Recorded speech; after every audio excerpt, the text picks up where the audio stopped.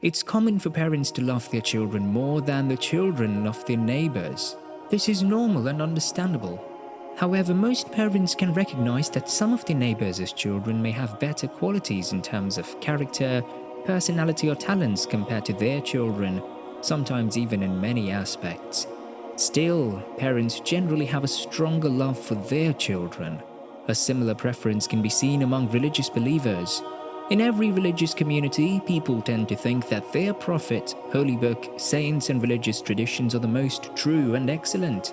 This natural feeling, though understandable, can sometimes lead to an unjustified sense of superiority. It can result in hurtful words and even physical conflicts between believers of different religions. Factors influencing Jewish people not to follow Prophet Muhammad, peace be upon him.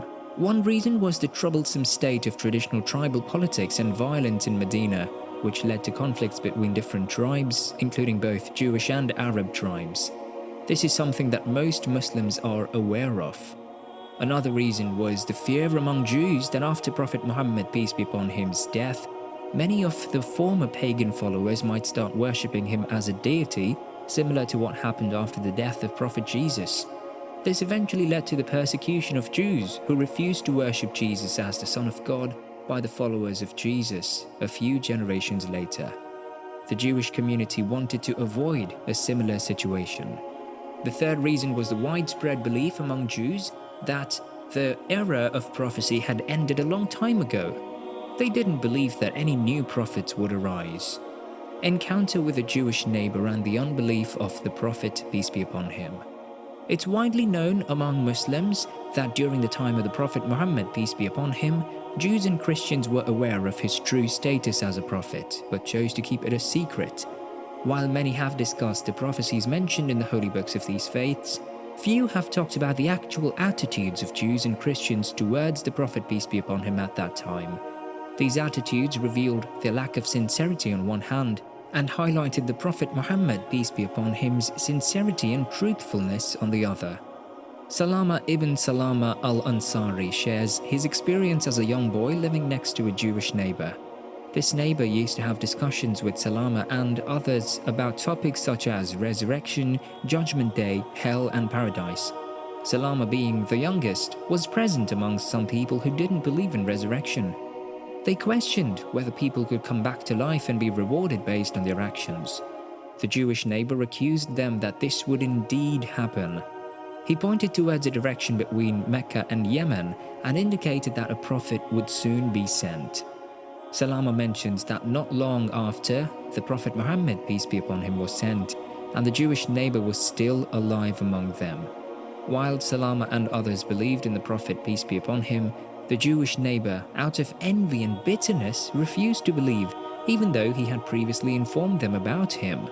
Salama and others confronted him, reminding him of what he had said, but he denied the Prophet, peace be upon him's authenticity, stating that he was not the expected prophet they were anticipating. What does Quran say about the Jews? Some Jewish people used to pray for victory and mention the name of Muhammad, even though many of them believed in him as a prophet. However, they had a condition that the prophet should come from their community, and because Muhammad was not from their people, they refused to accept him as a prophet. The Holy Quran addresses this behavior by mentioning that when a book from Allah came to them, confirming what was written in their scriptures, they chose not to believe it. This is even though they had previously prayed to Allah for the coming of Muhammad to help them defeat their enemies. As a consequence, Quran pronounces a curse upon those who disbelieve. Allah Almighty says in Surah Al-Baqarah, "They, Jews and Christians, say, 'Our hearts are the wrappings which preserve Allah's word. We need no more. Nay, Allah's curse is on them for their blasphemy. Little is it they believe.'" Allah Almighty explains in Surah Al-Imran, the thing happened to the Jews that turned away from the straight path even though the book of Allah was given to them. Have you not noticed those Jews who have been given a portion of the book? Whenever they learned, men are summoned to the book of Allah to judge the differences between them, a party of them turns away in aversion. This is because they say, "The fire of hell shall not touch us except for a limited number of days." The false beliefs which they have forged have deluded them in their faith. What Allah did do to the Jews when they refuse Him and His Prophet, peace be upon him? You will see many of them befriending those who disbelieve. Certainly evil is that which their souls have sent before for them, that Allah become displeased with them, and in chastisement shall they abide. And had they believed in Allah and the Prophet, peace be upon him, and what was revealed to him, they would not have taken them for friends, but most of them are transgressors. Certainly you will find the most violent of people in enmity for those who believe to be the Jews. And as for those who disbelieve and reject our communications, these are the companions of the flame. Should Muslims fight against these Jews who refuse Holy Prophet, peace be upon him? Islam, as described by the questioner, is a religion that promotes mercy and peace. Unlike what has happened in the past and sometimes still occurs, Islam does not expel or harm Jews and Christians when they are living in Muslim lands. There is a treaty between them and the Islamic State that outlines the rights and responsibilities of both parties. As long as they abide by these conditions, they have the right to live peacefully and securely.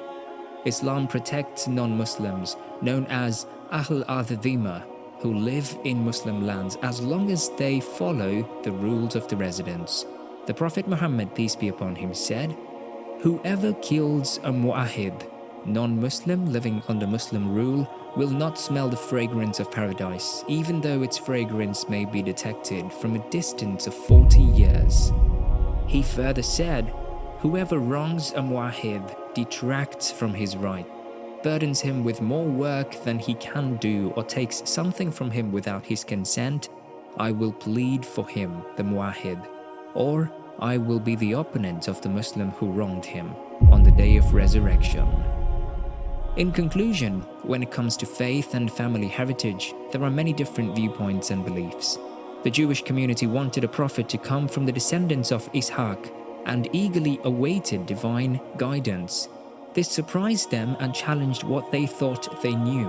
But this chosen person became a shining example of goodness and truth, even in a world filled with sinners and darkness. It's important to understand that Islam teaches kindness, peace, and living together peacefully.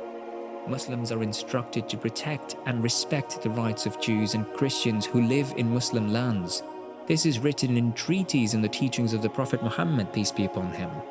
Islam rejects causing harm and encourages fairness for everyone, stressing the importance of treating non-Muslims with respect. Let's make an effort to understand, to talk and show compassion to people of different faiths, embracing the true essence of Islam's teaching. Keep following us if you want more content related to Islam and its teachings.